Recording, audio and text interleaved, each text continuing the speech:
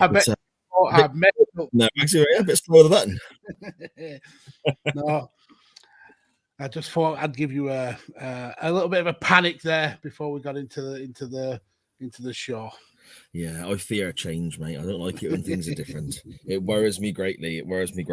Happy New Year, everybody. Happy New Year, Mags. Thanks. Same to you. Oh, you sound cheery. I wish it could be New Year every day. You in a good mood today, mate? You happy? You're chirpy? Yeah, a bit tired. Been a bit of a busy weekend, but yeah, I'm in a happy mood. New Year, fresh outlook on life. Same old podcast partners. Can't win them all, mate. Honestly, I'm the highlight of your week. What a bastard already. What we got? 90 seconds on the clock, and you're already insulting me. There's got to be some kind of record, I think, hasn't it? It's got to be, yeah. It's got to be heading that way. It's got to be. Anyway, for the first time in this new year, for the first time in 2022, good afternoon, good evening, good morning, wherever and whenever you may be listening or watching from. This is Chain Wrestling Live with Mags and Si, a Radio Tekkers production. I am Si, and with me, as always, is the angry animal to my always affable, because I'm lovely like that, always friendly, always nice. The Viper, that's what I'm going with links to the people who are in the matches, see, Mags. It's quite clever, isn't it? Animal, Viper, and so on. Yeah, getting there, see? The Viper, to my feeling hyper, because I am. I'm in a really good mood. I'm absolutely buzzing. I'm flying. I'm bouncing off the walls, mate. And I've got a can of Monster to drink now as well, so I'm going to get even worse as the show goes on. So well, I am on a cup of Yorkshire tea breakfast edition. What does it taste like? Eggs and sausages and stuff? No, it's just breakfast Yorkshire tea. It's nice. Is it a different type of tea to what you'd have at lunchtime? Yeah. Have you never heard of English breakfast tea? Well, yeah, but I just assumed it was, you know, it don't come in a muffin with like a slice of cheese and a sausage patty. It's just I don't know why it's called that. It's just nice and relaxing and delicious. So basically, you were trying to defend it for no reason other than to be argumentative with me, then. Yeah, well, I mean, if you can't start an episode of Chain Wrestling without arguing, then what has the world come to? Stop 2022. I want to get off. You need to shut up anyway. I haven't actually introduced you yet. You know, we're a few minutes in. I haven't actually introduced you yet. You've spoken more now than a podcaster who will always take both the other guys' finish at the same time when required. And swallow it down. I was referencing the RKO Batista bomb in the triple threat at WrestleMania 30 that we're going to cover later. Both guys finish combination there was brilliant. I don't know what both guys finish combination you're referring to. This is bad. So just gone 9 o'clock, Magsy. My kids watch this. The Podfather himself, Lord Mags. How are we doing, sir? I am doing bloody lovely, to be fair. Yeah, I'm really happy today. Don't know why. There's nothing particularly different about today. Seeing me, mate. It's probably that. Yeah, it's got to be, hasn't it? It's got to be. That'd be why you spent all day chirpy and looking forward to seeing me. Yeah? It's definitely not to do with Wrestle Kingdom 16 tomorrow. That definitely won't be it. I'm definitely not excited for that. It's all about the SAR. Yeah, of course it is, mate. Of course it is. Better drop kick than Okada, mate, me. And I need pictures to prove that then. I will get you pictures, mate. The stills, a picture, I can do. No problem at all. Just don't ask for a video. Did you do anything New Year's, Magsy? Did you get up to much? No, just chilled with the wife. We had the grandkids over as well. So, yeah, we just had a bit of family time. But, yeah, it was a nice and quiet breaking in of 2022 for us. Yeah. Okay, fair enough. Yourself?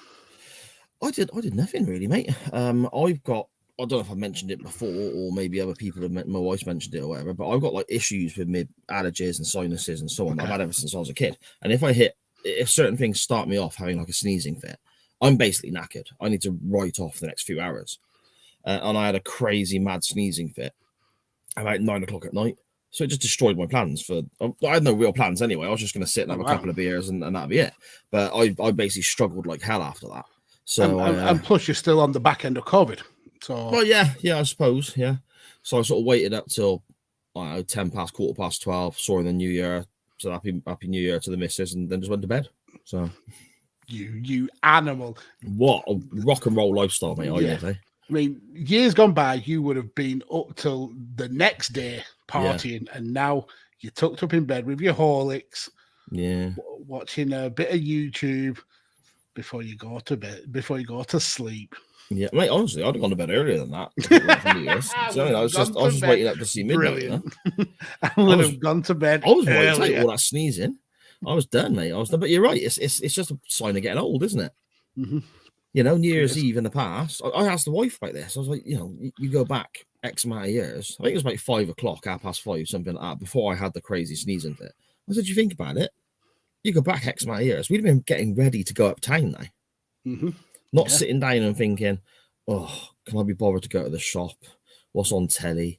What can I go to bed soon? Do you know what I mean? It's just a sign of getting old, mate, isn't it? Yeah. I mean, the time I realised that I was old compared to the generation that goes out now is we used to start getting ready about 6 o'clock, 7 o'clock to hit the pubs for like 7:30, 8 o'clock, and then be out till God knows what time in the morning.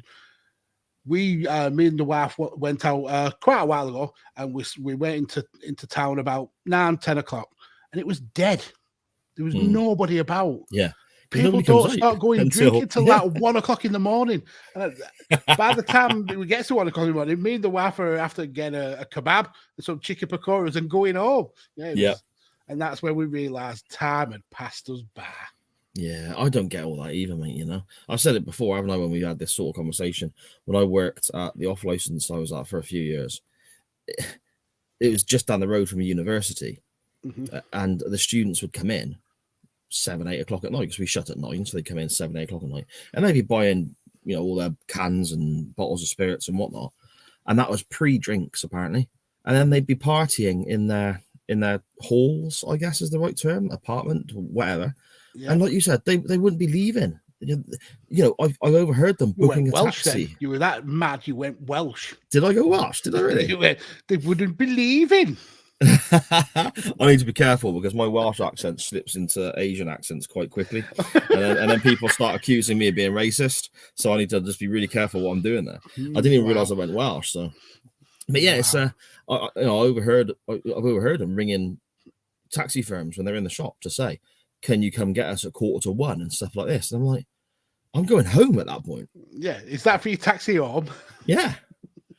Crazy, mate. Kids these days. I'm a big fan of day drinking. I used to like going out in the afternoon, mate. That was good fun. Saturday and Sunday afternoons, get on the lash all day. Yeah, brilliant. Yeah, exactly, mate. Exactly.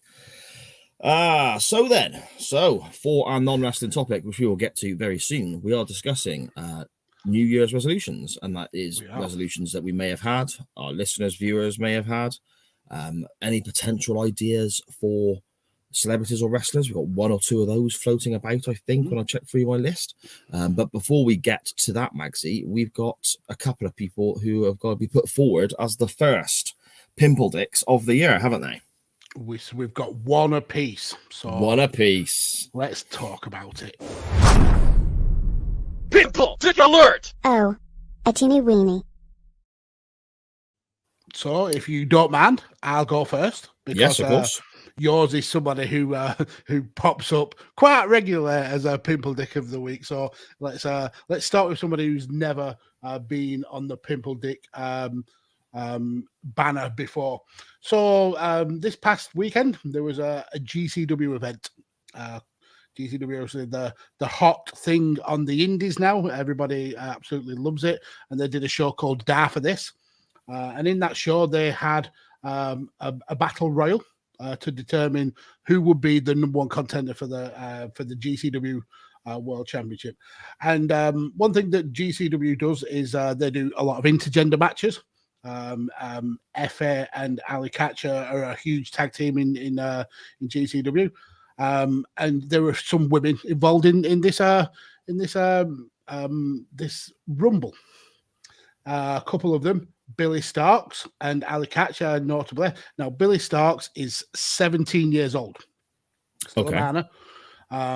And there's a GIF going round on Twitter of her, Billy Starks, and Ali Catch standing face to face, looking ready to square off.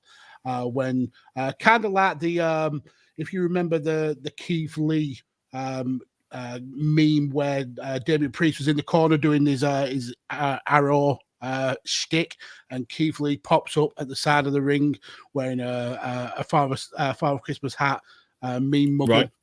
So kind of like that, a wrestler called AJ Gray pops into view, sees the two women squaring off against each other, and sets off to essentially beat the living piss out of them. Now, comedian,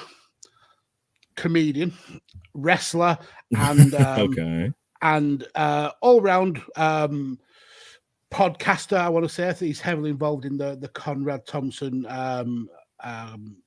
group of podcasts. A guy called Ron Funches. Not somebody who I particularly know a lot about, but I know he's been on TV before, and some people find him funny. Not particularly my cup of tea, but he quote tweeted this image, and he quote tweeted it saying, "The first 2 minutes of any now for any young listeners, ignore this bit, but he said the first 2 minutes of any blacked.com video." Now, for those who don't know, that's an adult website who specialize in interracial activity, relationships, very short relationships that last maybe 5 to 10 to 15 to 20 minutes, depending on which tab you click on. Or so I've been told. Depending if you paid or you're watching the preview on other websites. Okay, if you say so, Maxie, I'll take your word. But the issue is that Billy Starks, as I've said, is 17 years old. Now, this is a mistake that could have easily been made had you not known who these wrestlers were. But the thing is, Ron Futchers did know who Billy Starks was. He actually commentated on her debut match a year before, so he knew full well that this girl was still underage, still 17. So he got absolutely called out on social media from the likes of Sean Ross Sapp, Cassidy Haynes over at Body Slam. Pretty much everyone who's anybody in the wrestling business called him out for this. But he started to kind of dig his heels in. I don't know whether that's the comedian in him or whether that's just he's got delusions of grandeur, but he kept replying to everybody saying that he wasn't bothered about the backlash of his comments. And even the wrestler involved in the GIF, this AJ Gray, who is legitimately a badass. You would not cross this guy. He said, "I'm the guy in that video. I find this offensive. You need to take this down." Ron again refused, and that's when it started getting a little bit heated. And AJ essentially said, "Look, you take it down, or I make you take it down." So Ron then doubled down even further by saying he'll have a conversation with AJ Gray where there is no social media, face to face. So AJ Gray said, "Yep, I'm in your area on the 25th of January. Let's meet up and let's deal with this." As of now, even with all the backlash, the post is still up. He's not back down at all. He's continued to say he's unbothered about it. And it's just in this day and age, in the year of our Lord 2022, making jokes about children in that kind of adult entertainment is horrific. Absolutely horrific. I mean, it's horrific in any era, but as of now, with what's gone on in the rest of the business over the last 2 years, it's horrific. And for him to not only accept that he's wrong, but to keep digging himself deeper to the point where he's being called out by everybody who's anybody in the business. Yeah, he's a massive, massive pimple dick, and he fully deserves to be the first pimple dick of 2022. Yeah, I agree. It's that thing, isn't it, where, like you said, if somebody's made a mistake, ultimately the guy, as you said, the guy's a comedian, or that's how he, identifies himself as outwardly to other people. Whether he's a comedian or not, I suppose, is up to dependent on who's actually listening to him and if they find him funny or not, I guess. But he's saying he's a comedian. I can understand potentially seeing an image online and trying to chuck a funny comment underneath or trying to be a bit edgy, because it's comedy. That's what these people do. It's their living. It's the way. It's how they make their money. Mm-hmm. But to try and do that with somebody of that age, again, like you said, Magsy, if it was a mistake, throw your hands up. Yeah, sorry, didn't realise. Yeah.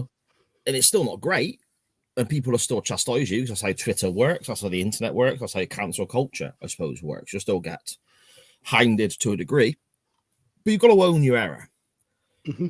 In this scenario, the biggest situation for me, the biggest concern for me, I think, is the fact that he knew how old this girl was, and she is a girl. It's not a case of how old this lady was or how old this woman was. She's a girl. I've got a daughter that age. Mm-hmm.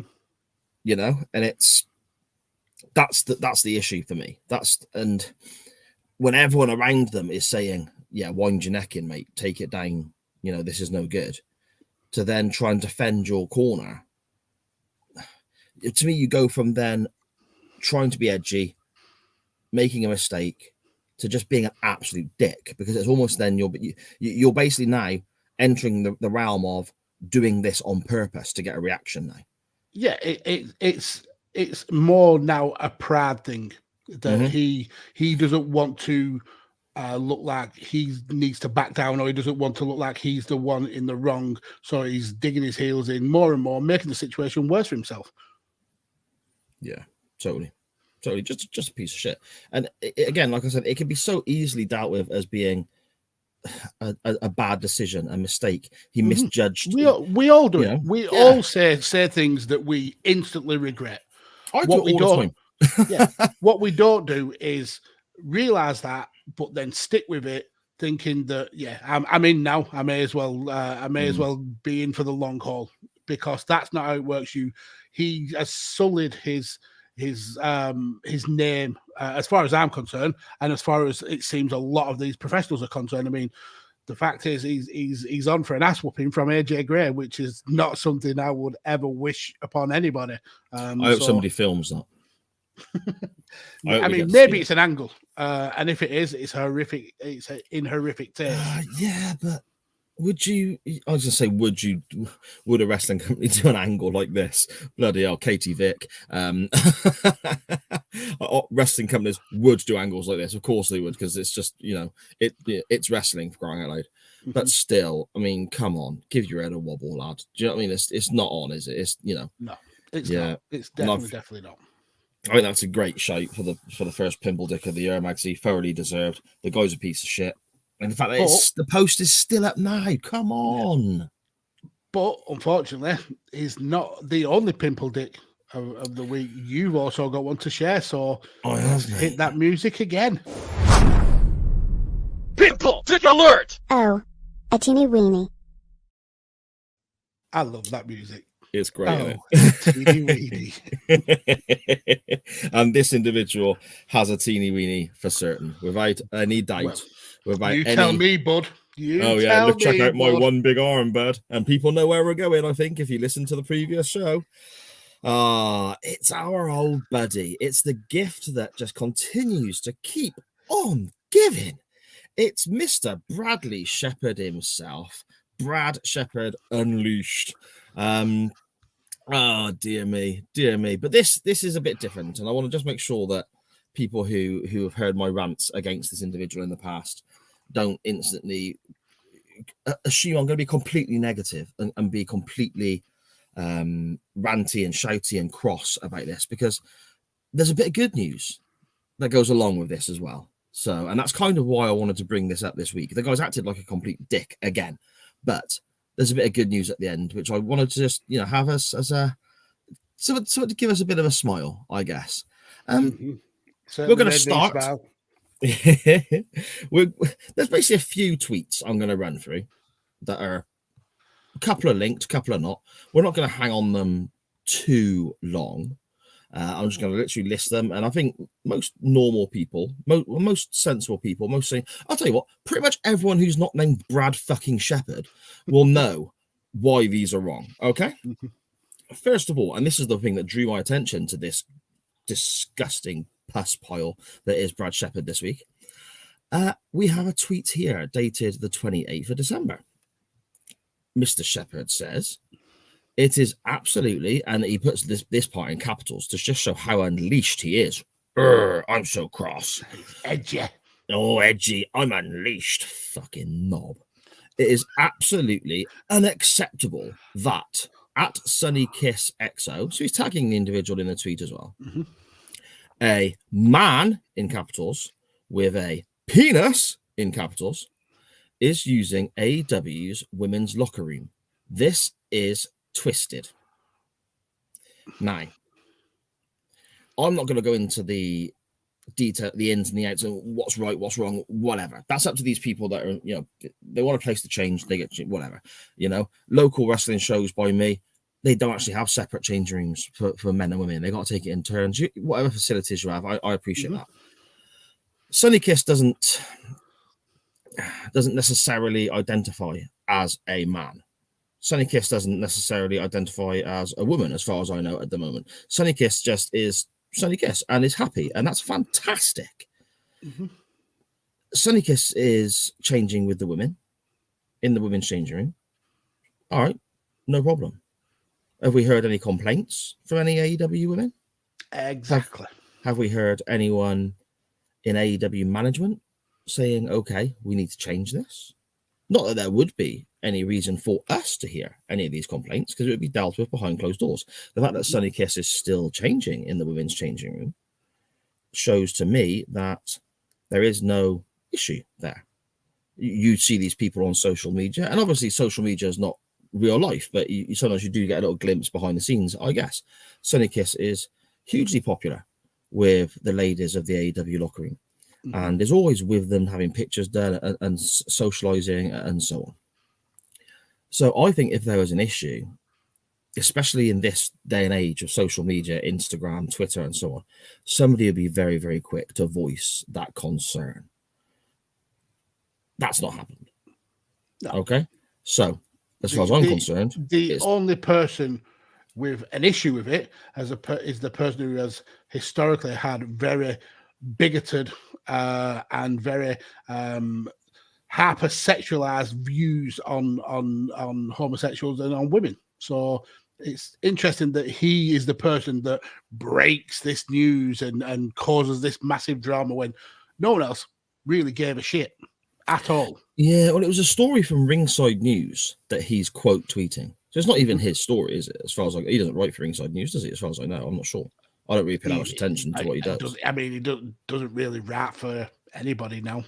No, he got kicked off the. But we'll get to that. Shit, didn't he? Yeah. So he's quote tweeted somebody else's article here to say it's absolutely unacceptable. It's none of your business, mate. It's none of your business. If there's an issue, I'm sure the company will deal with it. Why make this, and why feel the need to say a man with a penis? For crying out loud, wind your neck in, mate. Like he's tried to hide the fact that he's got a penis.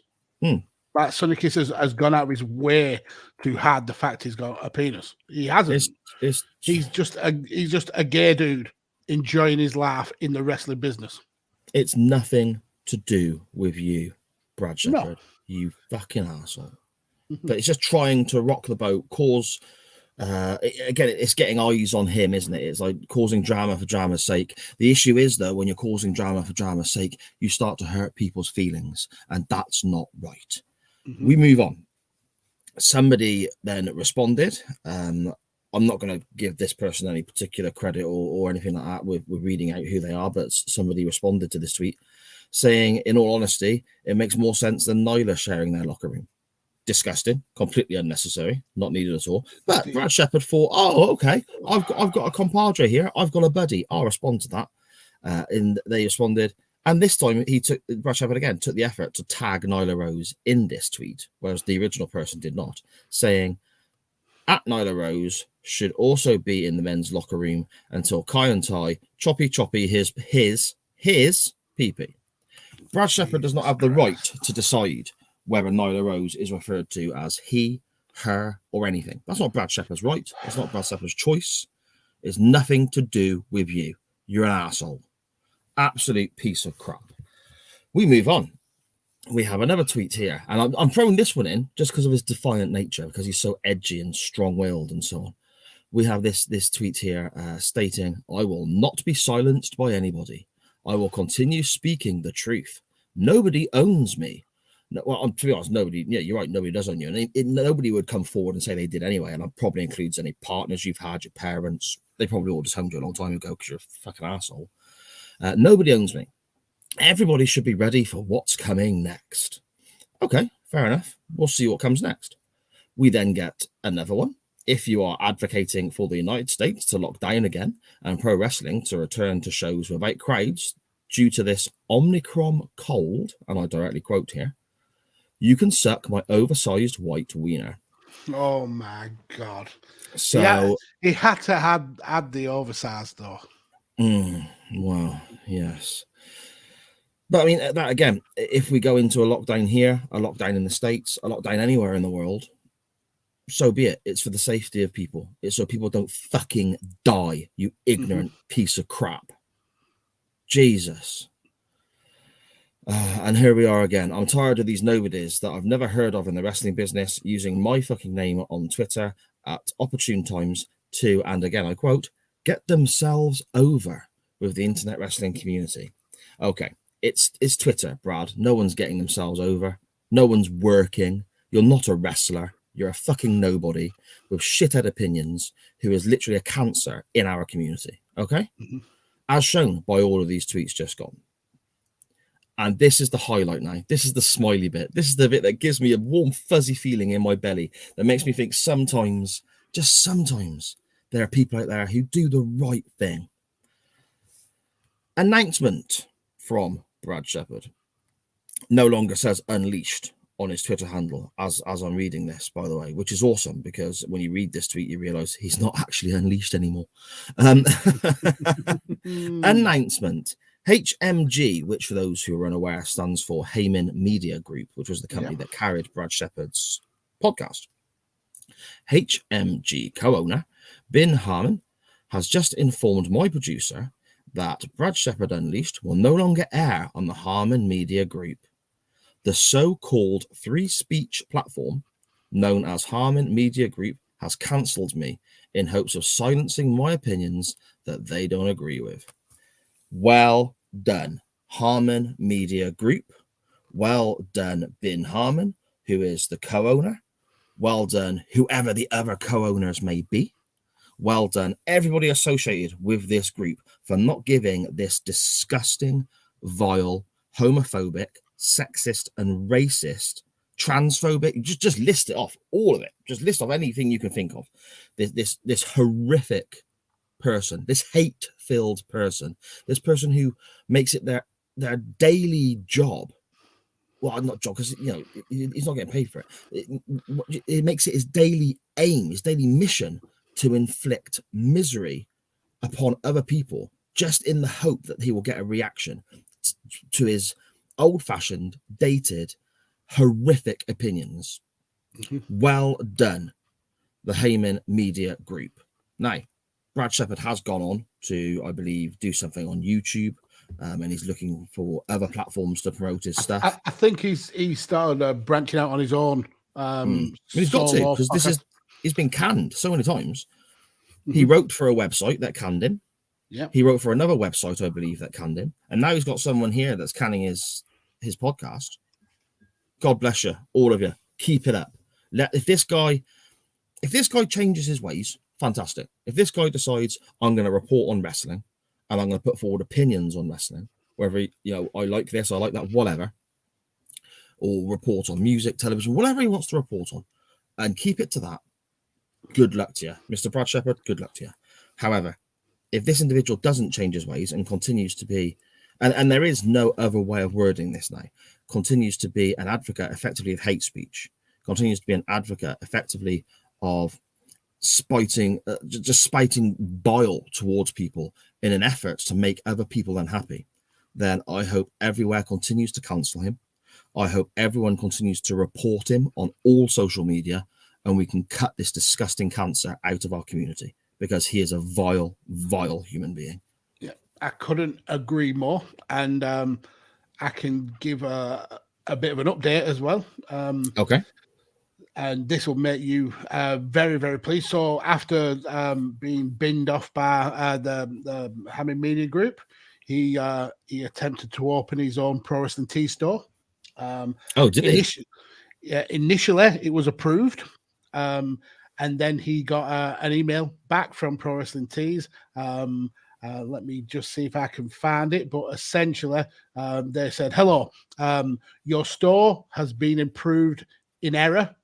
And due to the hateful things you have said about people that we here at Pro Wrestling Tees consider as friends, you will not now, nor will you ever be able to sell shirts on Pro Wrestling Tees. Fantastic. Okay. So he, obviously doing a Brad Shepherd, starts slating Pro Wrestling Tees, saying these phonies are desperate to silence me.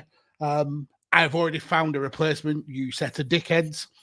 That replacement was a company, a relatively new company that's come out in the wrestling merchandise scene. What a maneuver. They then replied to Brad on open Twitter saying, hey, Brad, I've got your email about opening a store with us a few nights ago. Sorry for not getting back to you sooner. It's a no. So his backup then told him to get fucked. As of now, his pinned tweet is the Brad Shepherd Unleashed merch store will launch very soon. Details will be revealed during his next show. And there's some of the most generic attempts at t-shirts that you can see. Very offensive, especially one of them, which kind of takes the pink folded ribbon for which kind of assigns to gay and lesbianism, and he has turned that inside to make it into a D and then wrote the word dick. Yeah, he's an absolute class clown, a full-on idiot. And yeah, the quicker we get rid of douchebags like this, the better. The only issue is that he says the things that a lot of people are scared to say, because a lot of people share his views and opinions. Yeah, we can't get away from that. What we need to do is, instead of hiding, is outing these people. But this guy is the kind of the mouthpiece for this dark, seedy part of wrestling social media. And unfortunately, he's got an audience. What we need to do is whittle away at that audience and call him out on his bullshit at every single turn until he doesn't have that audience anymore. Exactly. And anyone who, I don't need to say this to the people who listen to our show, because, unless there's somebody listening somewhere that I'm unaware of or we've not interacted with before, but to the people who listen to the podcast, the people who watch us live, and just the CWF in general, there is no room at all with regards to chain wrestling for any kind of transphobia, homophobia, racism, sexism, anything like that at all. Just we are open for everyone. But we've even got an episode in the archive. Apart from Brad Shepherd. An episode in the archive stating chain wrestling is for everybody. And that's the case. That's what it is. And I just want to say to everyone who is part of our little community that you see these other podcasters and you see these other shows and so on, have massive numbers and so on, and they do these controversial things to get eyes on them. To me, that's not about that. I love my Monday nights talking to everybody here, regardless of whether we have a handful of people or more. Whether the podcast, some weeks it does really well, some weeks it does not. That's more of an interest standpoint for me, as to seeing what the numbers are, as opposed to a be-all and end-all situation for me. I do this because I enjoy it. Yeah, I do this because I like the fact that people then contact me and Mags and say, you've made our Monday night. That makes my week hearing that. We've had people say, I've had depression, listening to your podcast help. I've had COVID, I've been stuck at home, listening to your podcast help. And that to me is the most important thing. It's just so fantastic to hear that. You know, whether we've got 1 listener, 10 listeners, 100 listeners, whatever, I don't care. Now, with regards to Brad Shepherd and all his, I suppose we'll coin the phrase, considering his surname, Brad Shepherd and all his sheep. Anyone associated with that piece of crap, don't want you here. If you buy his merch, don't want you here. We will out you as well. Again, to whether we have 1 listener, 10 listeners, or hundreds of listeners, we will out you to whoever is listening as being a vile piece of shit that needs to be cut out of our community, needs to be cut away from everyone else who has opened their mind to how progressive real life is now and how accepting people have to be now to everybody in the world. You know, I picked up, it sounds so silly, but I picked up a shopping bag earlier, Maxie, one of these bag for life jobs, right? I was just nipping down a shop, get the usual pet food and so on, a couple of cans, whatever. Grab this bag, nipping down the shop, and my wife's got bloody hundreds of them. Loads of them. They just litter up the house. There's tons of these bag for life things, and they really are literally for life because it seems like I can't get rid of you have a thing. bag for laugh full of other bags for laugh. Yeah. I picked this up, and I was walking to the shop, and I opened it up to see what I picked up, and it just simply said "Love is love" on the side, and I thought that's so true. Love is love. Yeah. Who gives a shit if it's a man, a woman, whatever? Who cares? Let people be happy. If you're that miserable in your own pathetic little life that you can't let other people be happy, then at least just keep your gob shut. Do you know what I mean? That's all it comes down to. Brad Shepherd, this is the final note now because we got to move on. Brad Shepherd, fuck off. Just fuck off. Simple as that. I don't disagree. Absolutely don't disagree. And to kind of rubber stamp what you said, there is enough bullshit going on in this world, whether it's from the higher ups and the government, whether it's from the world trying to end itself with pandemic after pandemic. There is enough shit going on for you to get concerned about how other people make themselves happy. I don't understand, and I will never understand that rhetoric. If they are not harming anybody else and they are living their best life, good on them, good for them. Yeah. Whether they are gay, straight, bi, trans, whatever, pan. I don't know all the acronyms, but if this is what makes you, and this is how you are comfortable and how you feel happy, I'm 100% behind you. And the majority of the world is 100% behind you. It's just this vocal minority that feel they are the police of the world and they get to dictate how society lives. Ignore them dickheads. You keep being you. Yeah, just be happy. Love is love, as the bag said. As the bag said, I'm quoting carrier bags. Quote the bag. Magsy, before we get on to our non-wrestling topic this week, shall we have a little look who's joined us and who's saying what in our little chat group there? Yes, we shall. The ever-present regulars are in. Sharon, it's Monday morning. I guess you know what that means. Our Monday good morning? friend, Monday night even. Feels like a morning. Night morning, who knows? Our good friend from north of the border of Kent, Scottish Danny, saying evening, hashtag CWF, and also hinting that we'll be having a CWF after dark. Hey, what you get up to on your Only Dan's page, that's on you, Dan. Conor McKagan in the chat. Hello, sir. How are you? Hi, Conor. Also, Radio Tekkers stalwart, Chris BFC in the chat as well. Evening, lads. Happy New Year to you both. Happy New Year to you, Chris. I hope you've had a good one, sir. Then we're getting a lot of comments, all agreeing that Brad Shepherd and Ron Funches are absolute massive, sweaty, pimple dicks. But Graham from Good Cop Bad Cop, evening, gents from Snowy, Virginia. Hello. Hello. Hope you're doing well.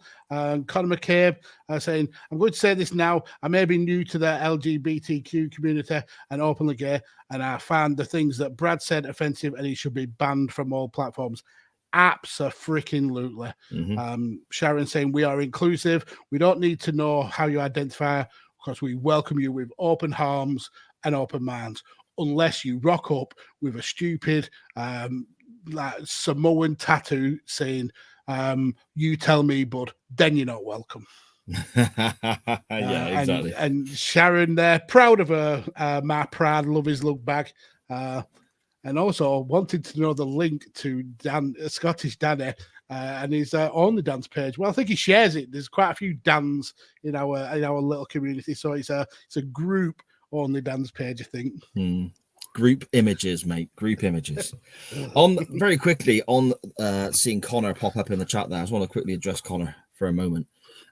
Connor, I know that you've been producing content and looking at football and a few other bits and bobs as well.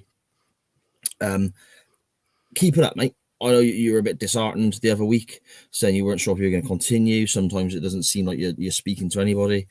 Keep it up. I jumped on one the other day, had a little watch. I enjoyed it. Just keep it up. The more you practice, the more you do, the better you become. It's like anything in life, really. Okay? Yeah. So don't get disheartened. Just keep going. Keep doing what you're doing. Don't hesitate for a second to read. Not saying that me and Magsy know the be-all and end-all of anything. Of course not. I know nothing. You know, I'm just a jackass who turns out, pretends to be confident and rambles for an hour and a half. You know, that's all it comes down to. To be honest, I've worked with Connor for a little while at Shooting Sports-ish, and I've already spoke to him a few times about his content and things like that. And I saw the same tweets. I saw that he closed one of his streams a little bit early because he had a technical issue. So I jumped in and gave him a little bit of advice. You can always, my DMs are always open, Connor. You can always hit me up if you want some advice or give you some constructive criticism or anything like that. You want just a helping hand. Definitely give either me or Sa a message. Sa will obviously then relay that to me for the technical stuff because I haven't got a clue. No. But yeah. As Sa said, don't give up. Even if you are speaking into the void, that just look at it as practice. Because that one time you will have a big audience and you will start to enjoy it. Chain wrestling started with two idiots talking about wrestling. We decided to go live one time and it started off really small. I mean, it's not massive now, but we've been able to foster a cool little community that we can definitely call our own. You are certainly a part of that, and that will come for you. It just the YouTube thing is such a massive behemoth of content creators that sometimes you just have to keep plugging at it before you find your audience. But you will get there. You will absolutely get there. Just have fun with it. That's all you can do, mate. Just got to have fun. Just got to enjoy yourself. I mean, I don't have fun because I'm stuck with Mags, but I power through for the sake of everybody else. Okay. I mean, I could certainly make room for a Conor McCabe just at the side of me here. If I did this and had a Conor McCabe there, it'd be lovely. But I've got this instead. This? Whoa. Oh, when you said as well, a behemoth, that made me that made me think of just a big that made me think of like a drunk butterfly. I'll tell you what it is. I bloody hate these butterflies coming round here with their fancy colours. Drinking their Ponzi cocktails in my bar. When I just want half a mild. Yeah, get out of my seat. Our non-wrestling topic this week was basically quite loosely based, I suppose, on New Year's resolutions. We wanted to know if anyone had any, past or present. If anyone had any friends or family that have done some that have failed or been a success, or if anyone's celebrities or wrestlers or anything like that should potentially take some out, if we were to offer them some advice, so to speak. We will start with our good friend Scottish Danny at Scottish Juggalo on Twitter, good friend of the show. He says he would like wrestlers to not brag about how much money they're making, as if that makes them better wrestler human beings. No names, #Rollins.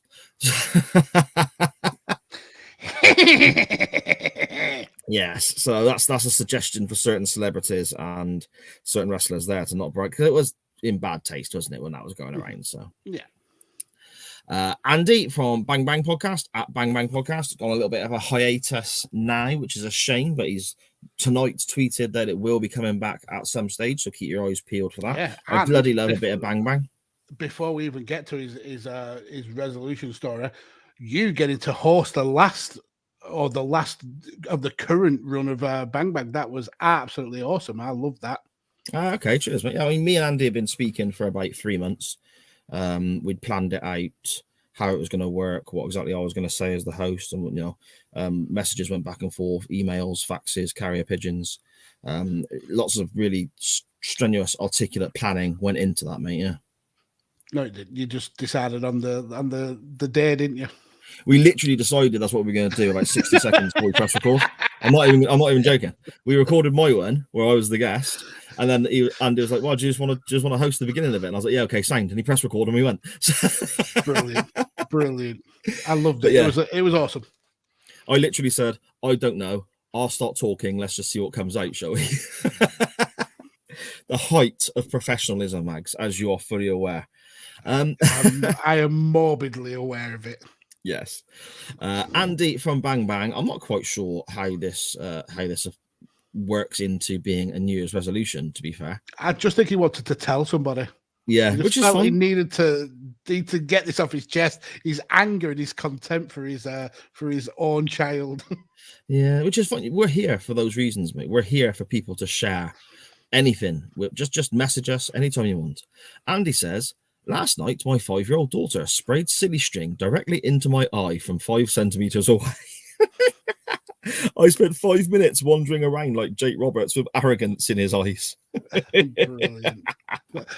Brilliant. And then the picture as well. I mean, obviously it's not Andy because Andy's never had a curly length of hair like that. He might have. No, he's been bald since he was 11. Okay, fair enough. Yeah, great story. Dan Griffin at Dan Griffin 21, a good friend of the show.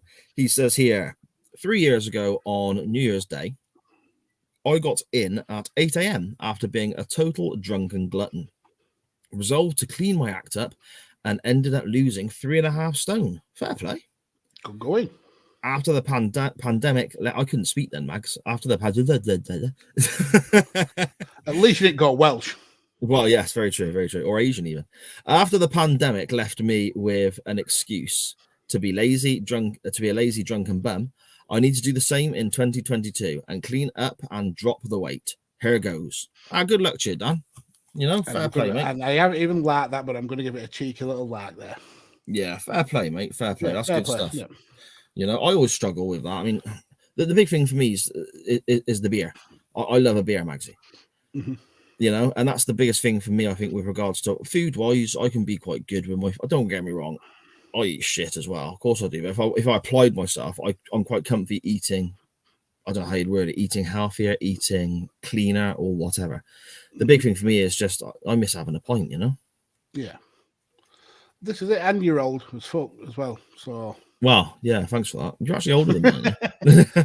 Not bad much. No, I get you. As a somebody who is on the heftier side of life, I've had those times when I've said, "This year I'm going to change, and this year I'm gonna drop the weight, and I'm gonna be clean living." And you stick to it for a while, but then, like you said, the vices come into play, the pants, the partying, and yeah, it soon goes out of the window. Yeah, I mean, my issues with it were, well, twofold really. One, I've always eaten crap, always drank a lot, but I used to play so much football that I just ran. Of course, like you said, as I was younger as well. Yeah, I just when I did my knee and ended up having to have it operated on, I literally just blew up overnight like a balloon because I weren't running it off, and then I quit smoking. And that kind of knackered me up as well. So. I've got almost the exact same story. As a kid, I was massively active, and then I got knocked down by a car, which essentially drove over my leg, crushed it into millions of pieces in traction for a long time. Then I had an issue where I snapped my kneecap, basically turned the knee 180 degrees the wrong way when I was playing on a swing, which was too low to the ground. So my legs are shot, absolutely shot. and because I couldn't be as active as I was in my teens and my like early 20s, the weight absolutely just piled on, and it gets to a stage where you can't shift it because you're not as active as you used to be. But that's my advice. It's not an issue I would put on others. I am aware of my problem and I know how to deal with it. It's just getting to that point. But yeah, this is the life we live. Yeah, fair enough. I mean, it's not a sob story. Don't get me wrong. I mean, I shovel pizzas in my gob and all. That's my decision to make. Is we have more here from Scottish Danny. He says, my New Year's resolution is to take every piece of advice and every piece of advice and guidance I've gotten from you guys, Bang Bang Podcast, UTT Rob, Dan Griffin, Ori, and Tanner, and put it into any show I'm invited on as the guest, and also with the great at Real Chris Bellis, and I begin our journey with One Man's Meat Pod. Yeah, that's Scottish Danny starting his own podcast with Chris there, isn't it? I don't know the exact details, the ins and outs of it there, but I will be finding out sometime this week, and everyone else should be finding a bit more information out when a sneaky episode of SJP pops out towards the end of the week with Scottish Danny looking at some certain wrestling matches and then discussing his podcasting plans. So that should be quite interesting. And if anyone out there hasn't already, track down at One Man's Meat Pod on Twitter, at One Man's Meat Pod. It's spelled exactly as it's as you read it, basically. And Magsy's got it up in front of the screen there. Chuck it a follow. Keep an eye out for Danny's first episode with Chris when that drops. Keep an eye out for any further information there. We will, of course, with our personal accounts and Chain Wrestling and so on, be retweeting everything that Danny and Chris put out. Keep an eye out for it. Support the guys. Danny's a big part of the CWF, and we're a family, so that's what we want. We want everyone to support each other. Yeah, and in even more Scottish Danny related news, obviously people who listen to this or watch this may be aware that I'm part of another show, Changing Attitude, and Sai has dipped out for some reason. Did you dip out on purpose then? No, I pressed the wrong thing. You're an idiot. I want a bit of my drink. Magsy, I want a bit of my drink, but look, I'll show you. This is broken, right? So I can't press the little blue light to mute it. So I want a bit of my drink. I've got to click the mute button that's on the screen. And I clicked the wrong one then, and I vanished. Brilliant. You left the studio, essentially. But yeah, okay. As I was saying, bit of Scottish Danny news. For people who watch this and listen to this, you may be aware I'm part of another podcast called The Changing Attitude, and Danny has been filling in for Tanner as he completes his move across Texas. And he's been a massive hit. Not only with me and Ori, we've really kind of got along with Danny a lot, and he's really kind of fitted in with the group like a glove. But also with the listeners, the numbers show that he's been a big part of the growth of the show. So we offered him a permanent role on the podcast to be part of kind of like the rotating team. So that if any of us are aware, there's always more than one voice that can chime in on the show, and he's graciously accepted. So you'll be hearing a lot more of Danny on a Changing Attitude over the coming weeks and years. So to see him not only thrive on a Changing Attitude, but also as a guest on other people's shows and breaking out and having his own show with Chris Bellis, yeah. That's going to be absolutely amazing. Can't wait to hear. I'm genuinely excited to hear what they come up with. And I'd love to be one of their first guests on that show if they get to the point where they're having guests, not being a podcast whore or anything like that. No, you never are you? Wherever there is a microphone, he'll be there. But essentially, good on you, Danny. Good on you, Chris. Getting out there and getting your voice out there. I'm never about the competition. I'm all for everybody getting out there and getting your content out, because we all deserve a voice. And if this helps you find it, then amazing. Good on you. Fantastic. Also, it was really nice to see him say, advice and guidance he gets from us and so on.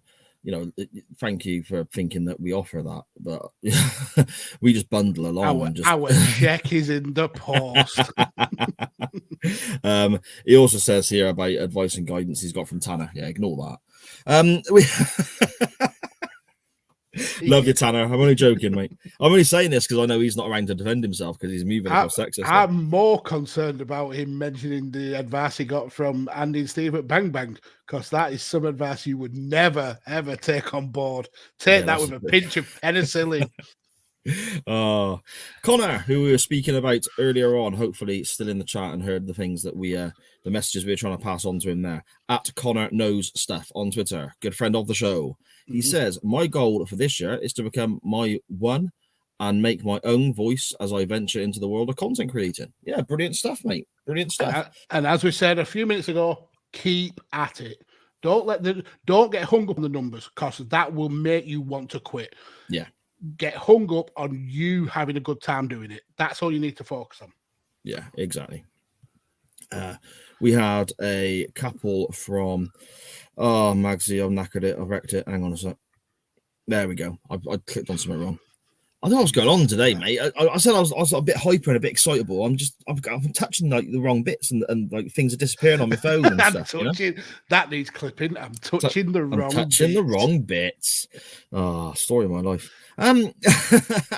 At UTT Rob said about New Year's resolutions. No point. It's just an arbitrary date. So yeah, thanks for playing, Rob. Yeah, and the reply with the friends gif, perfect. He just doesn't believe in New Year's resolutions, which some people don't. I get it. Millwall Chris at Millwall Chris 1, he says New Year's resolutions are total bollocks. So again, thanks for playing. But he did continue with, he makes the same New Year's resolution every year to not make a resolution. So technically, he fails every year. But my argument was, well, in a weird kind of paradox, kind of twisty way, you succeed and fail at the same time, don't you? And in replying with that, you confused yourself and also Chris. Brilliant. Yeah.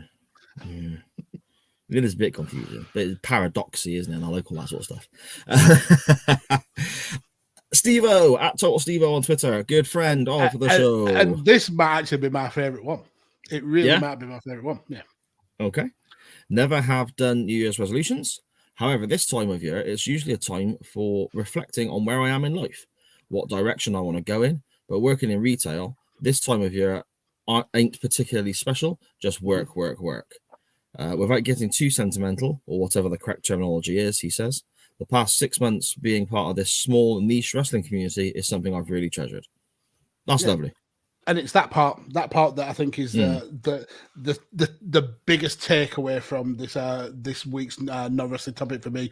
That sometimes we don't appreciate the fact that we've got this cool little community. I mean, I know we certainly appreciate our tiny corner of the community with the CWF, and yeah, we absolutely adore every single one of you. But being part of a very niche entertainment field, and being even part of a even more niche social media field, like attached to that entertainment, I've made some really good friends in this wrestling community, and just like Steve-O, this is something that I don't treasure enough, and without wanting to get too sentimental, I feel that I should treasure these people a lot more than I do. Yeah, I second everything you said, mate. We got such a lovely group that joins us, interacts with us, and so on. You know, it is the fact that we've got, you know, it was effectively named the CWF by themselves, by you, and so on. Mm-hmm. It is a family. It is the chain wrestling family, and I love it. It's great. At UTT Rob again, I still think it should be Chain Gang, but and I think you're wrong. There's certain racial connotations in there, mate. We don't go down that road, do we? At UTT Rob, Tony Khan should make a New Year's resolution to get Fulham to adhere to financial fair play. Brilliant. I mean, that'll take a lot. I mean, he's got the funds for it, but he doesn't have the fan base. No, exactly. And finally, we have Chris, our Radio Tekkers brother, I guess, at RT Chris _ BFC _. He says, I need to stop letting 11 dickheads wearing claret tops ruin my weekends. I fully understand his sentiment there, because they ruined my weekend. The sad thing is I have to report on it on the weekly for the volley, and it hurts my very soul to do that. But yeah, I totally get his issue with that one. Yeah, I do. We've literally had one come in now, Magsy, as we've been talking, from Good Cop Bad Cop at Good Bad Wrestle on Twitter. He says he's got a screenshot of Richard Osman, his Twitter account, and it says, this one always tickles me. And Richard Osman says, as always, my New Year's resolution is to annoy less grammar pedants. And he says that always tickles him. I don't know if I'm reading that correctly, or if there's grammar issues here. I don't quite get it. I think that's the joke. The fact that that tweet would annoy people who are grammar Nazis. Okay, I can see. Yeah, I can see like the apostrophe in. Yeah, I get it. Okay. Yeah, fair enough. He's just commented then in the chat saying he sent one over. Yep, got it. Thank you very much for just talking about it and getting confused by it. So, Maxie, what about yourself, mate? Yeah, I used to be someone who would routinely have a resolution and then within days totally forget about it and then do the same thing over and over again. But I got to the point where I knew I wasn't ever going to keep a resolution, so there was no point making one. What I do try to do is make the year coming up better than the year that I have. That I've had before, and just try and self reflect and look at what's been good and what's been bad about the year, and try and kind of change things to make the next year that little bit better, not just for me but for the people around me. So yeah, I suppose it's a resolution in the grandest sense of the word, but it's more just a reminder that we're always moving forward in life, and that we always have to be improving. So yeah, that's the way I tend to look at New Year's resolutions. Oh, fair enough, mate. Fair enough. I've made a couple in the past that got broken within a few days, I guess. A regular one back in the day was to try and quit smoking. It never really stuck to New Year's Day. I could potentially go without a cigarette because I was hanging from the night before. But but come the second or the third, I'd normally go and buy a pack. Thankfully, I've given up now for a few years, which is great. You know, it feels much better. Not waking up, coughing my guts up all the damn time. 1 year, I foolishly tried to say that I was not going to drink until the summer. That lasted until lunchtime on New Year's Day. So that went well. Is that the shortest one that you've ever held? I think so. I got out of bed about 9ish, 10ish, and I was in the pub by 12. So, well, yeah, didn't go well.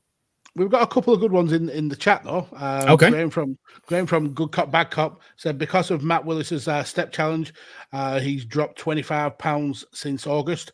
No specific weight targets this year, but he's trying to average around 12,000 steps a day for 2022, which he managed for the end of 2021. Yep, and between him and Matt absolutely smashing those numbers, it's something to be immensely proud of, and I wish you the very best for the 2022, and I'm sure if anybody can do it, maths whiz Graham can pull that off.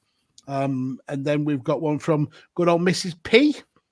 She says she doesn't do resolutions, she just has things she wants to achieve before the year's end. Last year was to release a book, which happened, and an absolutely amazing book it is too. And this year is to write and release more. Now, good. The first part, she says she doesn't do resolutions. I get that. And then she tells us about her resolution. Her resolution is to release a book, and she achieved that resolution, but it wasn't a resolution. A bit contradictory there. Sharon.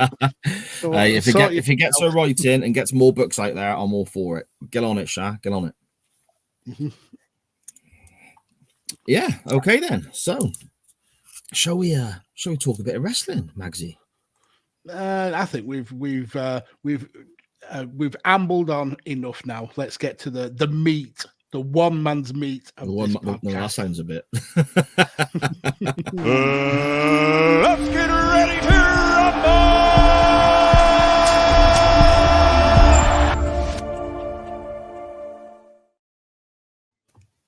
Okie dokie then. The winner of this week's poll was my option, Mags. I won a poll, Mags. Yeah, and a comeback as well. Yeah, I was behind. My pick of Cactus Jack and Randy Orton was in the lead for quite a while, but you and that yes movement stormed on through at the end to pick up an easy victory. Oh, and I'm really glad that I won because it's been a while, mate. You know, it feels like it anyway. The option I put forward was effectively WrestleMania 30, the triple threat main event between Randy Orton, Daniel Bryan, and Batista for the WWE World Heavyweight Championship. It was 2 titles combined at the time, but you still had 2 separate belts. Yeah, I really enjoyed watching this back, Mags. When was the last time you saw this, besides watching it back for today's show? Yeah, I'm sure I've covered it for another podcast before. It's one that I don't remember actively going out to look for it, but I know I've seen it multiple times because of just how iconic a match it is. Okay. There's big moments in this match that I completely forgot happened. Like completely forgot. There's big moments all the way through this whole pay-per-view. Yeah. You forget just how iconic a pay-per-view WrestleMania 30 actually was. It's huge, absolutely huge pay-per-view. I mean, the intro, a note I got here is the intro is amazing with the sort of carnival Mardi Gras, is that what it is? Going down the New Orleans streets and so on. And they've got old WrestleMania clips kind of built up. So like Shawn Michaels from WrestleMania 12 going down the zip line is going down the street where they're having the carnival, and Austin celebrating in the corner is sort of superimposed into the scenery as well. And it's just so clever. Bobby Heenan on the little sort of radio controlled ring that they use to sort of go to and from the ring at WrestleMania 3 and 6. I want to say, I may be wrong about that, but yeah, I think it was his last WrestleMania, wasn't it? So yeah, he's on there with Andre the Giant. Just absolutely brilliant stuff. And then you get the host of WrestleMania, Hulk Hogan comes out when it's still okay to relatively cheer for him. Gets the name of the place wrong. He was over. Hogan was over. There's no ifs, ands, or buts about it. He was massively over in this. Yeah. And I can remember sitting out watching this show live and thinking, oh, it's just great seeing Hogan. I got a kick out of that, you know, the nostalgia side of things. And then the glass breaks and Austin storms out. And I was just like, oh my God, this is amazing. You know, watching this live at the time. And then The Rock comes out as well. And yeah, and The Rock has that inane ability to hit you with the comedy. I mean, he's well known for the comedy, but also then twist it to hit you with some actual truths. And when he's talking about the people in the matches to come in, he mentions John Cena. He said there's somebody coming out who chants hustle, loyalty, and respect. It gets a massive boo because everybody hates John Cena at that time. But he kind of like plays it off by saying that person wouldn't be a wrestler if it wasn't for Hogan telling people to eat the vitamins and say the prayers. Mm-hmm. And then he goes on about Daniel Bryan and how the yes movement is a huge thing, but that wouldn't have been a thing if it wasn't for the likes of Stone Cold being that wrestler that broke the mold and flipped off his boss, beat the living piss out of him. Daniel Bryan wouldn't have that impetus to do pretty much the same thing. Yeah. And he says about how much he thinks that they are the 2 biggest stars that wrestling's ever produced. And aside from Ric Flair, there's a case to be made for that because they carried the biggest company in the world through the most profitable periods of wrestling. There's no ifs, ands, or buts about it. It was a very funny, nostalgic, heartwarming way to open the show. And I think Michael Cole said it best when he says the there's been no wrestling so far, but people have already got their money's worth with just that opening promo, and I can't disagree with one single thing about it. Yeah, it's just gold. See those three legends in the ring. Very quickly, we have Dan Griffin joining us in the chat saying, "Evening, folks. Sorry I'm late. He was watching The Spidered Man at the cinema. No spoilers, please, Dan. I know my wife will be very, very cross if we get spoilers. Thank you very much." But the sort of fun and games doesn't stop there, does it? With Hogan, Austin, and so on. Triple H is we got a video package. To that really, the music is perfect, isn't it, for this video package? I want to say it's Monster. That's right. Is it Imagine Dragons? Imagine Dragons. Yeah.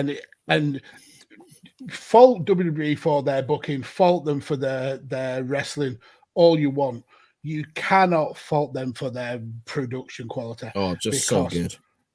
You're talking 13 years after the amazing production quality of My Way, and they're still hitting it nail on the head with this. It goes through all of Daniel Bryan's career from being the indie darling to not making it in WWE in the first place, then all the stuff with The Miz, and then the building into the stuff with the Authority. It was just such a well-told story in this video package. I enjoyed every second of it. Yeah, it's just gold. And we say it all the time, don't we? When they get it right, they really get it right, don't they, WWE? They are spot on. And this is another example of them getting it spot on. And we get Triple H's entrance with some famous faces kind of flanking him when he comes through on the throne and so on. I believe it's Charlotte, Sasha, and Alexa Bliss was the other one, wasn't she? Yep. Whilst they were still relatively unknowns, I suppose. But now are massive stars. Main events in WrestleMania themselves. Correct. Very much so. Yeah. We get Daniel Bryan coming out to an insane reaction, don't we? The crowd just love this guy. And it's awesome to see. Yeah. It is awesome, but before we get into it, I want to kind of put my thoughts down about something that's always said about this angle in particular, that WWE never wanted Daniel Bryan to be the guy. They never pushed. Watching this back, and watching the video package, whoever still believes now that WWE didn't want Daniel Bryan to be the champion are being worked, because this is your prototypical underdog being beat down at every single turn to finally get that redemption on the biggest stage. It works perfectly. He's got the crowd invested, which is the exact aim of WWE, to get those crowds invested, to get the people watching on TV invested, and they got all you worked up and riled up, and you watched this and you had a great time seeing Daniel Bryan and the Yes Movement.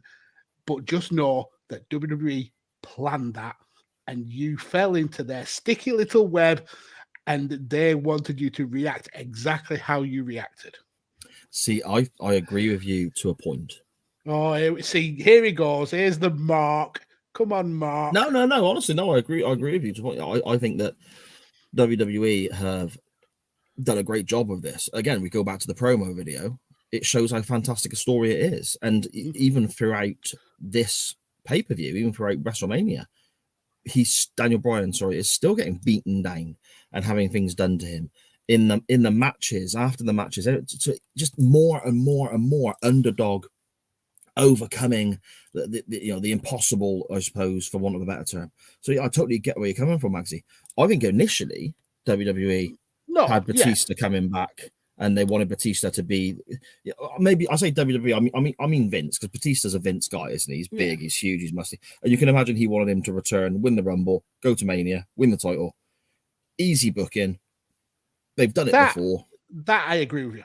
Yeah. I think the initial idea was for Randy versus Batista. Yeah. Now, I think that and this is where WWE should be applauded. It's where WWE should be looked at more favorably, I think. They took this, and the star they wanted to have effectively turned heel. because he was getting booed simply for not being Daniel Bryan. Yeah, and they ran with that. And Daniel Bryan, they saw the support for him, and it's a very and it's this what I was trying to say at the very beginning of our wrestling section here. The support that you see Daniel Bryan get, and the reactions in the crowd, and so on. What sets it aside for me, it's up there with the likes of Austin and Mick Foley and so on, because it's organic. Mhm. They're not cheering for someone who they're being told to cheer for, which obviously the likes of Cena and Reigns ended up being booed because they were just pushed down our throats. But there were other occasions in the past where people were pushed to a degree and we were told, cheer for this person, especially back in the 80s. And we did cheer for that person because we knew no better. Yeah. You know, like this is what they were trying to do with Batista. And again, it was a case of, no, we don't want Batista. We want Daniel Bryan. And they flipped it on its head, and they listened to the organic, natural support and love Daniel Bryan had. And then, as you said, Magsy, ran with it. Mhm. And the whole theme of WWE don't want Daniel Bryan because he's, what is he, 5'8", 190 pounds, or whatever it is, Stephanie said, you're a B+ player. All these things they're saying in the build up to this match, this event, are exactly what the marks, I guess, is a term you used there, Mags, is exactly what these guys say. Mhm. You know, even when you look back at someone like when Hogan disappeared for a while, the steroid scandal, and you had the early 90s and the change of the guard there for a little period. Shawn Michaels it was always looked at as a small guy because he's going up against the likes of Hogan, well, following on from the likes of Hogan or a Luger or whoever, a Sid Vicious potentially or whatever, a Warrior.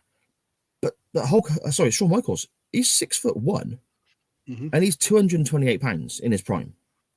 That's not a small man. No. You know, and so the way that they've taken this whole organic groundswell of support, effectively turned the guy that we didn't want heel. They've basically seen what's going on with the crowd and reacted to it and took the ball and ran with it. So yeah, fair play to WWE. And like you said, Magsy, those fans who keep going, oh well, we forced this, they wouldn't do anything they didn't bloody want to. Come on. They saw the massive fan love for Daniel Bryan, just like they saw the massive fan love for Stone Cold back in 1996, just like they saw the massive fan love for Kofi Kingston a few years ago. Yeah. And they knew it was money, and they ran with it. And they got all your $9.99 for the WWE Network, all your money for the t-shirts, because they know how to change it up when they see somebody who's getting popular. It hasn't always worked. We've seen in the past wrestlers who have been massively popular with the crowd, but it doesn't really translate over to them being popular with the company in general. But when they get it right, they get it right. And with Daniel Bryan, they got it right. Yeah, and that person, when given that opportunity, I mean, Vince McMahon famously always says, doesn't he? I give opportunities. Mm-hmm. That person, whether it is a Daniel Bryan, a Kofi Kingston, or whoever, I suppose a really good example of it would be Chris Benoit, I suppose, because there was a great groundswell of support for Benoit when he won the Rumble in 2004, and that was WWE kind of going, okay, let's get behind this guy, let's give him his moment, let's see what happens. It didn't work because he had no charisma. He's in the ring, fantastic, you know, but he didn't have the ability to kind of carry that role full time, whereas an Austin obviously did, The Rock did, Hogan did, and all these guys did, you know. So to me, it's a case of it's good that these guys are given the opportunity, and then it's down to that individual. Booking comes into it, of course it does, but it's down to that individual, I believe, to then sink or swim, I suppose. Yeah. Mm-hmm. Yeah. The opener, Magsy, that we're talking about here briefly before we get to the main event, Triple H and Daniel Bryan, is the longest show on the card. Longest match, sorry, on the card. Is there another time where a WrestleMania opener is the longest match on the card? Not one that instantly comes to mind, but I feel that this needed to be a brutal war, because Daniel Bryan had had been getting tormented by the authority for months. Essentially being tormented by the WF for years. If you go all the way back to the stuff with The Miz. And with Triple H being adamant and Stephanie being adamant that Daniel Bryan was this B+ player, that he wasn't the be all and end all of wrestling, and he certainly was not going to get his WrestleMania moment. This had to be a blood feud. This had to be a battle, and it was. But it also had some bloody good actual wrestling in it. I mean, Daniel Bryan can wrestle the proverbial broom and get an absolutely stonking match out of it. Triple H, he's good at pretty much every style of wrestling apart from probably the half-line stuff. So he always can put on a performance. And WrestleMania, that's his time to put somebody else over. His win-loss record clearly proves that for the most part, the Booker T incident aside, he knows how the business works and he knows how to put somebody over. But he was pulling out stuff like tiger suplexes. Triple H doing tiger suplexes. It's just absolutely unreal. This bout, if you haven't gone back to watch it in a while, go back and watch it, because this is absolutely brilliant. Really kind of sets the stage for Daniel defeating all the objects put in his path. Triple H trying his very best to make sure that Daniel Bryan doesn't make it to that match at the end of the show.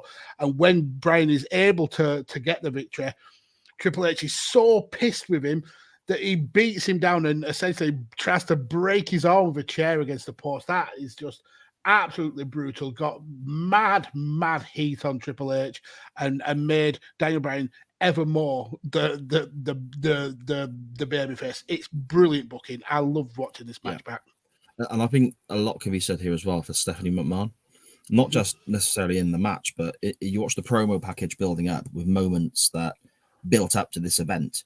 Stephanie on the microphone, just destroying Daniel Bryan, pointing out all of his potential shortcomings when it comes to being a WWE superstar as opposed to a professional wrestler. The facial expressions as Triple H is attacking Daniel Bryan when he's handcuffed, and Triple H as well is the same. His facial expressions when Stephanie sort of gives him a nod to say, "Go on, then he's handcuffed. Go beat him up." The little smirk he gives, and the opening of the opener match, the expression on his face there is quite dismissive of Daniel Bryan. He finds it almost humorous that he's got to face him, and I think all of those little touches just add up to making what happens right at the other end of the show.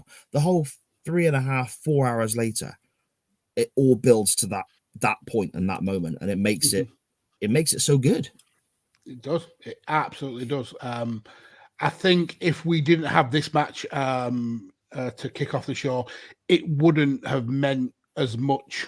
I mean, it would have still been a huge moment for Daniel Bryan to lift the titles at the end, but I don't think it would have meant as much in the storyline. Going through the show alone was an emotional roller coaster. Seeing Daniel Bryan get absolutely beat down, not even sure that he's going to make it to that match. All taped up on his ribs and his shoulder, not even able to do the yes chant arms properly. Has to do it one arm. Yeah, and then knowing he's then got to face two of the best wrestlers at the time in Randy Orton and Dave Bautista. Yeah, the odds were stacked, and this opening match does a perfect job of really kind of showing how much of an obstacle this was going to be for Daniel Bryan to get over. Yeah, exactly. But the match we actually linked to was the triple threat main event, wasn't it? So we should have a quick run through of what goes on there, I guess. I mean, first of all, you have a band that plays Randy Orton to the ring. Yes. But that aside, just the theme tune itself, Randy Orton and Batista have got two of must be the all-time greatest entrance themes going. They're absolutely brilliant records, aren't they? Yeah, and it's very rare that a live rendition of a wrestler's theme tune hits the mark. We've seen it with Motorhead. We've seen it with the DX band. And it falls flat. I mean, the worst one that I can remember is when Down Straight did Cody's theme music live and absolutely shit the bed. This may very well be the best live rendition of an intro music. That Red Theory, I think the band's called, absolutely nailed it. And the smarminess of Randy Orton going down to the ring, even he had to give a look back and like a nod of approval to the band, because they nailed it in this intro. I thought it was absolutely brilliant, and the song fits in perfectly, absolutely perfectly. And then you go on about Dave Bautista's. There's no better way to express how fitting Dave Bautista's song is than the video of Xavier Woods backstage singing and dancing along to it. That's just shows how perfect some wrestling theme music is for that person, and voices and I Walk Alone are perfect for those two. Yeah, just brilliant stuff. And again, it's all part of that production that WWE put together. The lights, the screens, the music, everything.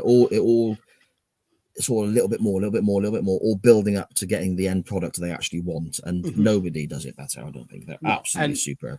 And I'm normally a big detractor from champions coming out first, but in this instance, I think it was very warranted. I'll tell you what, I don't like it when champions come out first. I'm in complete agreement with you, Maxie. But it must have been okay with me this time, because it didn't even enter my mind. Well, there you go. So it worked perfectly then. It did exactly what it needed to do. Yeah, exactly, mate. Exactly. We start early on with the usual kind of triple threat method, I guess, of everyone takes turns. Yeah, I think it's Randy, and I think Randy gets thrown out first, maybe, or Bryan. But there's a part where Batista gets thrown out, and it's not good.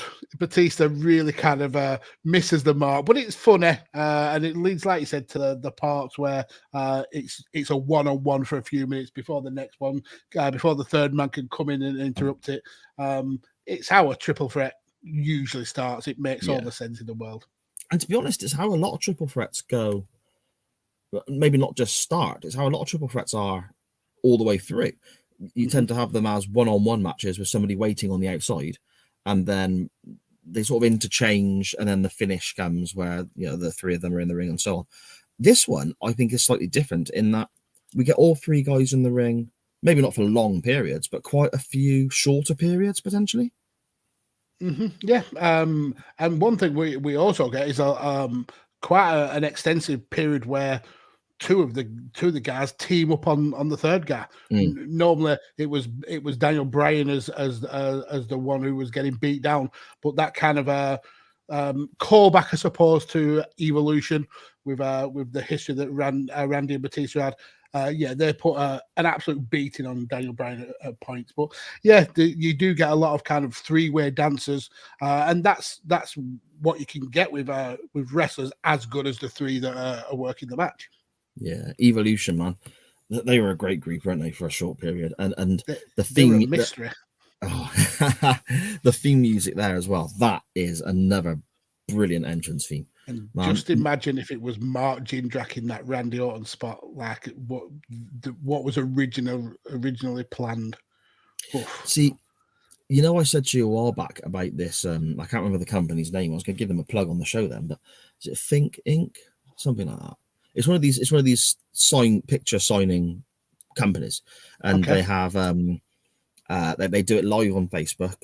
And you can message in and talk back and forth with the person signing stuff. And then you pay your money and you see them sign the picture in front of you. You get the certificate of authenticity. Like a virtual signing. Yes, that's the phrase I'm looking for, yes. They recently had Barry Windham on there, which was great. Barry Windham answered my question, which was awesome. I got a big kick out of that, as the slight Barry Windham fan I am. I believe the term the kids used is marked out, I think. But they had Mark Jindrak on there a while back, and he is selling the image of all four of the guys in the suits walking down that dusty kind of, it's not really it's like it's like, I don't want to say country lane, but it's like Do you know what I mean? I've seen the photo that you mean. Yeah. Yeah, and he's there in a suit that doesn't really fit him, and he signs, and that's the one that he sold the most of on his is it internet signing, was of him being in a group that he was never actually bloody in. I bet he would have made more money if he just got a Randy Orton face sticker and just put it over the picture of him. Over Randy Orton. There. Or even better, the meme of the RKO out of nowhere. I know there's a lot of gifs go around of like people fucking up in laugh and someone superimposes a Randy Orton image to show that he's done the RKO and they've wrecked it. Like kids falling off like climbing frames, people like bailing on a skateboard, and someone like superimposes an image of Randy Orton as if he's the one who's done it. If he could have got that image of him being RKO'd by Randy Orton, I'd buy that. I'd buy that and happily let him sign it. Have you seen the video clip that he did at his house? His kids are running and jumping in the pool he's got in the back garden. And I think he's got like a 5-year-old or a 6-year-old boy. And the boy runs across the patio, jumps in the pool. But Randy Orton jumps from the other side of the pool and RKO's him into the water. It's fantastic. I will admit on our darling sister Turkey, I have hit my boys many times with a RKO out of nowhere, a Batista bomb in the pool, obviously, not outside on the concrete. Yeah, not fighting in the pub car park. Yeah, rock bottom stunners. Yeah, I am a massive child when it comes to pools, and I will perform wrestling moves on anyone or anything. I once climbed to the top of the brick-built barbecue we had in an old house, quite drunk and messing around with my mate in the garden. And Ari, actually, this was me and Ari were a bit of a state, and I did a leg drop off the top of, so I suppose Bobby Eaton-esque, off the top of the barbecue. I got quite a bit of height there, but of course I'm landing straight onto concrete. And I effectively couldn't walk for about a day. So not at all Bobby Eaton-esque. No, Bobby Eaton made it look graceful. I suppose I looked good until I actually hit the floor. Sharon saying no, it was a wall. Yeah, okay, fair enough. It was brickwork of some sort. We had a brickwork barbecue. Am I making that up? I don't know. I think we did. But I jumped off it and did a leg drop and hurt myself. Next you were saying it was last week, and Sharon will correct you, saying it was a decade ago. Yeah, it was a while ago. It was in our first house, so it must be 12, 13 years ago. So, yes. Randy Orton also uses an exploder suplex during this match, something that I've not seen him do before, or don't think I've seen him do since. No, but that looked awesome. He brought out all the stops. The crowd here, though, are quite quiet, I think. They're quite subject. It's a long show, isn't it? And they've had the whole streak being broken and so on. And I think they're tired, maybe, but they're very quiet around the early part of this match. Yeah, and that kind of goes to what I said about this being an iconic show that we kind of overlook some of the huge moments that have happened on this show. Yeah, the fan base would have been emotionally exhausted, and you've also got to remember that this match wasn't going to ever end in 5-10 minutes. This was always going to be a long burn match, so keeping those emotions in check and until we're getting closer to the finish probably makes a bit more sense. But yeah, I did notice that the crowd weren't as hyped up as they'd been throughout the earlier parts of the show. Yeah, we come then to basically parts of the match that I don't remember happening, Max. I guarantee one of them is Scott Armstrong as the referee, the snide referee. You didn't remember that, did you? Yeah, no, I didn't remember Triple H and Stephanie coming in at all. I just thought Daniel Bryan won the title. I cannot remember I literally watched it about half an hour before you and me sat down to do this show, and it's literally now, this evening, that I'm like, oh yeah, Triple H and Stephanie come down and get involved. Yeah, did not have a clue. The only reason I know that is because Triple H comes out with the WWE Network jacket on and then the towel tucked in. And I always liken him to when JBL used to come out looking like that. Yeah, JBL would look kind of weird though, wouldn't he? Because he'd have the jacket and the towel, but then like he wouldn't be wearing jogging bottoms or trunks or anything like. He'd be in his wrestling trunks and that'd be it, wouldn't it? Yeah. So he'd have a hat on, a jacket, a towel, and then nothing on his bottom half. He looked like he just wandered out the house with no trousers. Like a Donald Duck. We call it Donald Duck. Yeah, exactly.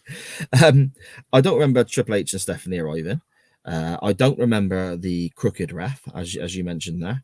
And then obviously a few things go on around this time with the referee.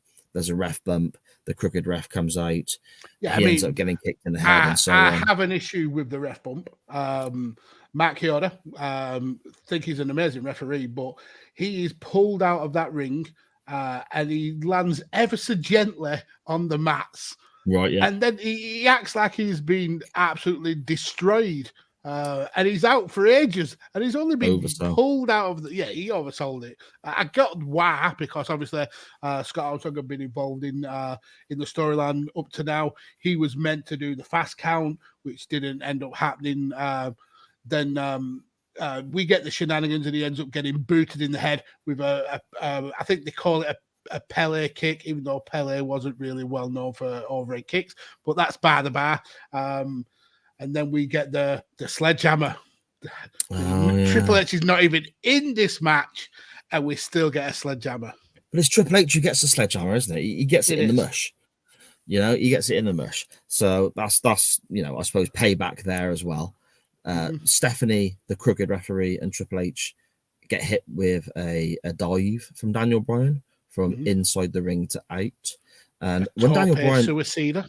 Yes, apparently so. When I wasn't even going to attempt to say it, mate. It's a dive to me, And when I see Daniel Bryan do these dives, the way his arms come out just before he makes contact with someone, I always think to myself, he's going to pop his shoulder out of joint all the time, But he hits them with this dive, and then Triple H takes the sledgehammer because obviously a dive can't wipe him out. He's superhuman. He's the king of kings. Exactly.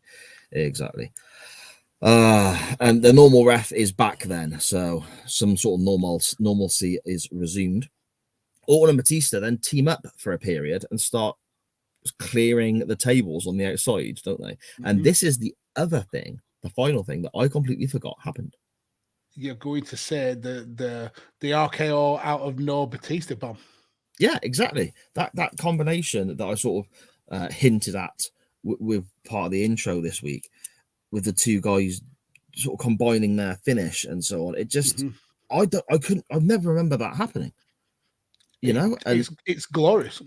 It's amazing. It really, really is.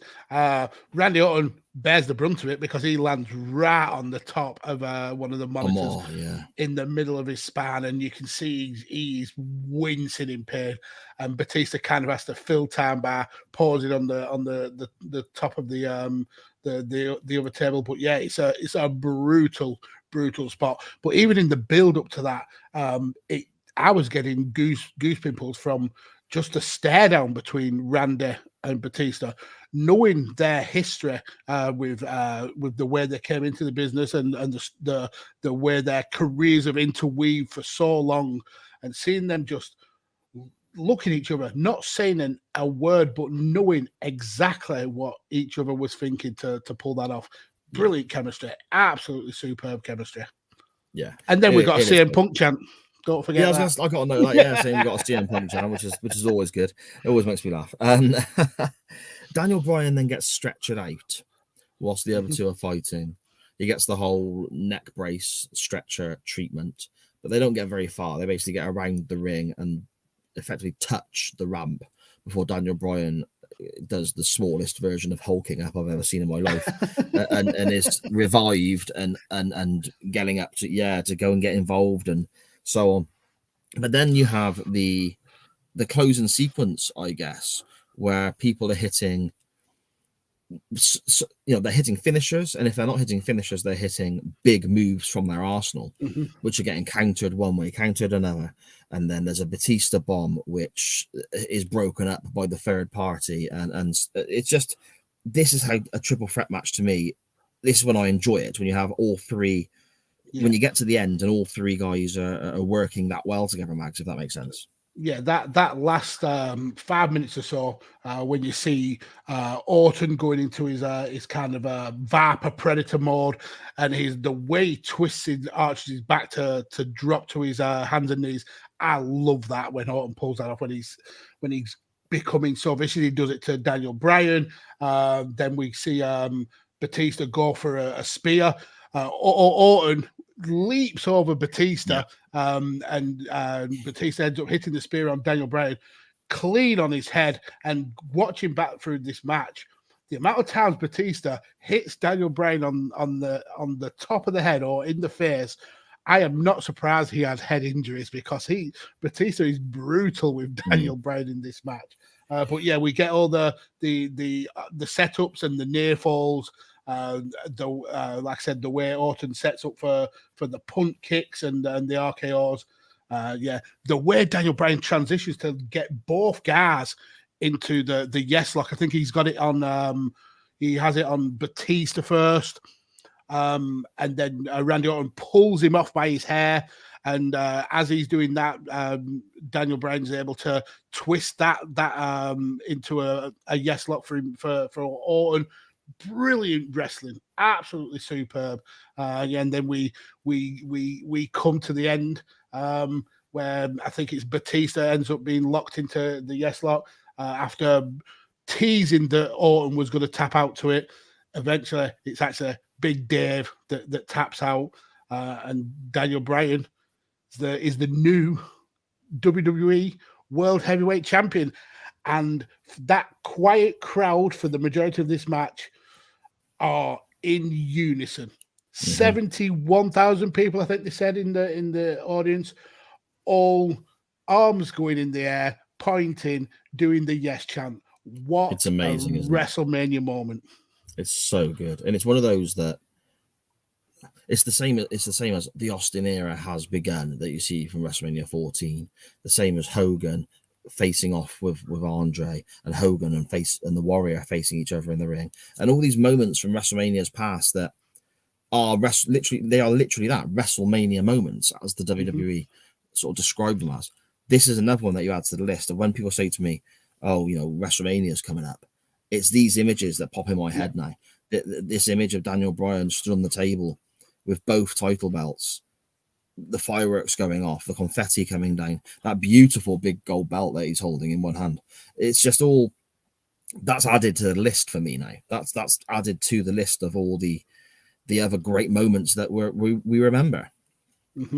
Yeah, and even if I become so disillusioned with wrestling that I swear off it for the rest of my life, there's two things that I will always come back for, and that's a Royal Rumble, and that's a WrestleMania.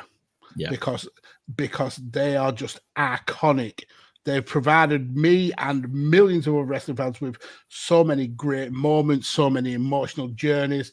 Yeah, and this is right up there with some of the biggest WrestleMania moments, with Austin shaking his hands with the devil, with The Rock facing off with Hulk Hogan, with Shawn Michaels saying, "I'm sorry, I love you." This is up there with those moments. Yeah, absolutely. Exactly. So then, I suppose, Mr. Mags, on that note, we have to mark it. Now, as always, we're looking at effectively bell to bell. We're not looking at all the other stuff around it, the opener or anything like that. We're looking at this particular match. Very difficult, I know, because the match means so much because of the storyline going into it. But what do you give this out of 10? So if we were to take the whole storyline and the whole Ultimate Underdog into account, I would have no issue with this being a 10, because it's so iconic. This is when wrestling fans got everything that they wanted.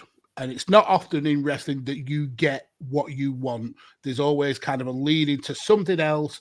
The story always has to keep rolling on. But this was a moment where we got, as a wrestling fan base, exactly what we wanted. Yeah. but I'm not judging it on the storyline. I'm judging it on this match, and taking this match as a singularity, it's not a 10.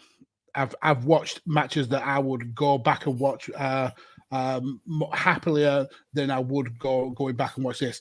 Yeah. That's not to say that this isn't a brilliant match. It absolutely is, but it's not a 10. But it's not far. I'm gonna go with a 9. I think it's a 9 out of 10. Oh, okay, that's high. Oh yeah. Now I'm not far off myself, mate. Believe it or not, I'm quite close to that 9 myself.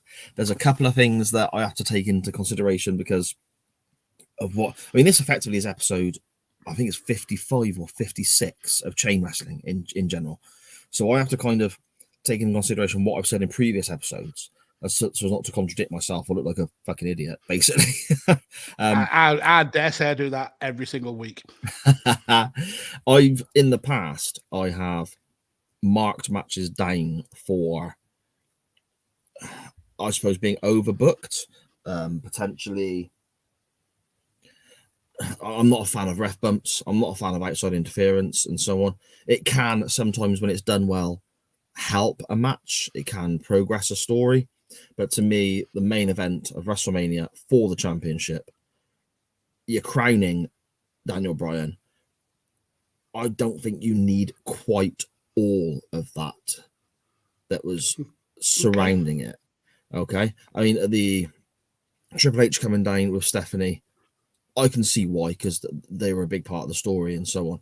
Them being down there and interfering, I can appreciate why they're there. I get that. The crooked referee, even, I can kind of appreciate Daniel Bryan having to overcome that because it's a throwback to a previous part of the story. So I can kind of get on board with that. The stretcher job, I'm not a fan of. I've got no issue. I get that. I got no issue at all with Daniel Bryan taking that double finisher, that huge bump through the table, and then just lying in a mess, being treated in the broken bits of table or whatever. Putting him on a stretcher, having him wheeled. I mean, how big is a wrestling ring? He's at the most he's traveled 25 foot there, around the outside of the ring, to then miraculously come back. That takes away for me a little bit. I don't think that's necessary, but I'm really nitpicking that because I'm really sort of, it's hardly anything there. I'm going to go an 8.5 purely because of the same reasons as you. It's not a 10. We've seen 10s on this show. We will see more 10s. This is not a 10. I have to mark it highly because it is so bloody good, but the stretcher job takes it away for me. So yeah, an 8.5, but I'm not far off where you are, mate.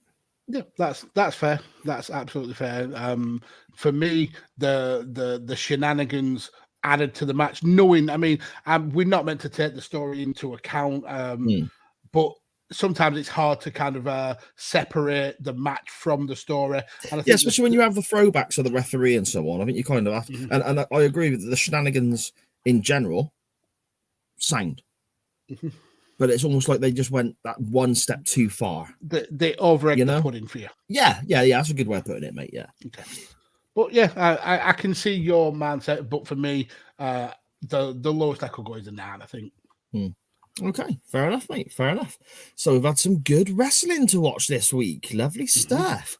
Are we going to get good wrestling to watch next week? Magsy, where would you like to go next? Well, watching this back kind of reignited just how much WrestleMania means to me as a wrestling fan. So I want to use WrestleMania as the link. Okay. And I want to just fast forward 1 year, just go straight on to WrestleMania 31. Now, there's a couple of really good matches on this WrestleMania card. Could easily go with The Undertaker and Bray Wyatt. Could go for Triple H and Sting. But I want to stick with this theme of looking at the main events and the world title matches. I want to go for Brock versus Roman Reigns at WrestleMania 31. Is that Rollins cash-in? That's the cash-in by Rollins. Oh, see, that is bloody good because that is a really, really, really good match. Even before everyone remembers the cash-in, don't they? Everyone remembers all of that. If there's two people who I think are synonymous with cashing in at the perfect time. Seth Rollins is one, and Edge is the other. Yeah. Especially when Edge was like the first one, wasn't he? When Cena was he was a shit house. He was a shit house at cashing in. But so that's what I want to go to. I'll tell you what, that is an absolutely brilliant match with an amazing moment at the end as well. And I love it. And I'm a massive Lesnar fan as well. So, what's Dan Griffin saying there in the chat? Mania. That's a shout.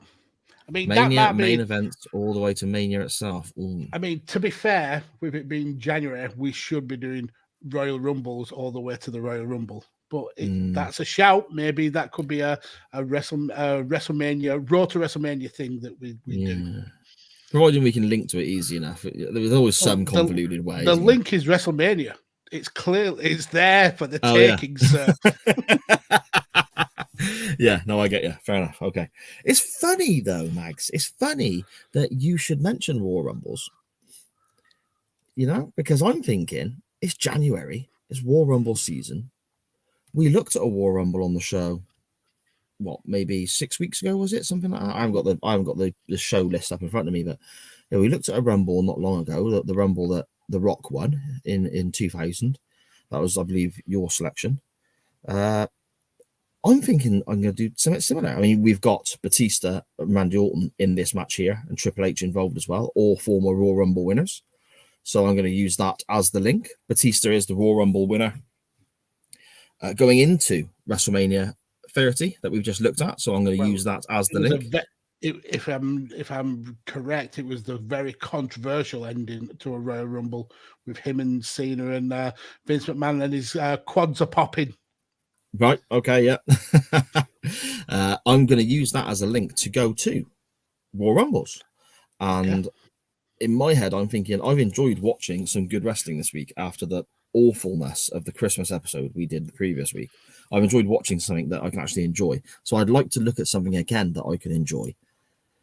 So that narrows it down to a handful of Rumbles for me as being the best Rumbles of all time. The most obvious one for me. I don't recall a Barry Windham Royal Rumble win. Is that a thing? I've filmed it on my phone with wrestling figures downstairs, and Windham wins. Windham draws number one. I believe that you've done that as well. I 100% believe that you've probably done that. Barry Windham draws number one, comes down to the ring, and he wins last, eliminating the Spider-Man action figure because I ran out of wrestlers. But we're not going to watch that video I made. The obvious one to me is Royal Rumble 1992 because of Ric Flair. And Dan Griffin in the chat there said 92 Rumble nomination incoming. Yeah, very, very possible, Dan. I thought about that. I thought, really, he's going for the 1990 Royal Rumble where Hogan wrecked the wrestling world. See, 92 is probably my favorite because of Flair's performance, but I've seen it so many times.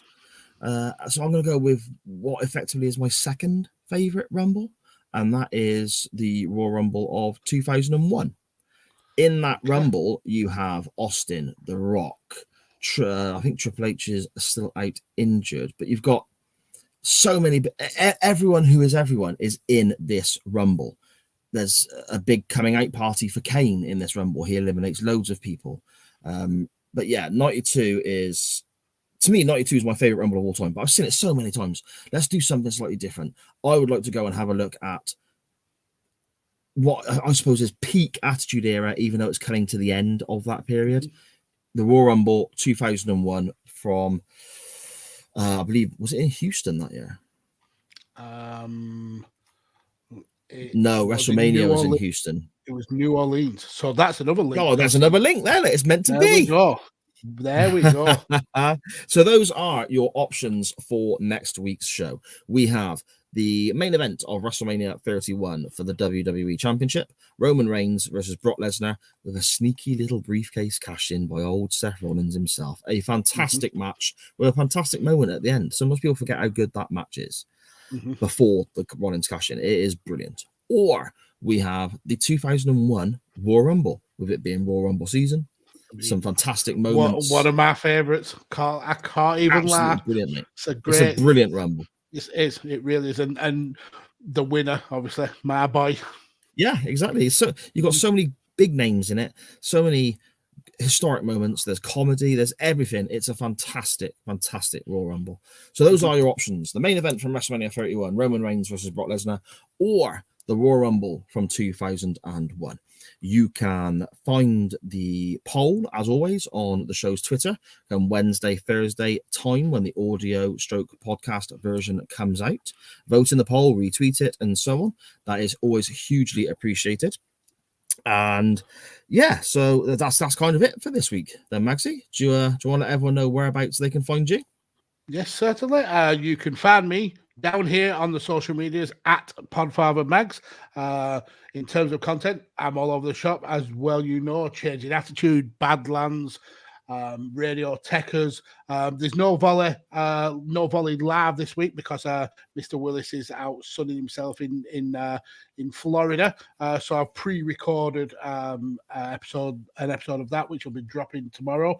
But if you are like me and a huge New Japan fan, don't forget Wrestle Kingdom starts tomorrow, a 2-day event, and I'll be on the Mr. Warren Hayes show to give my analysis and thoughts and opinions on that post show.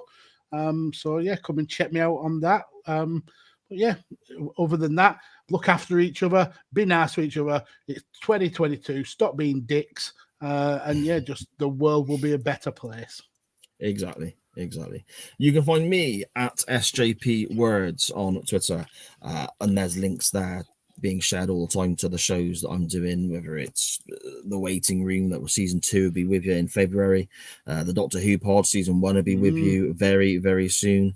SJP knowing a bit about the back scenes. I've seen the recordings in the StreamYards studio. I am excited for that.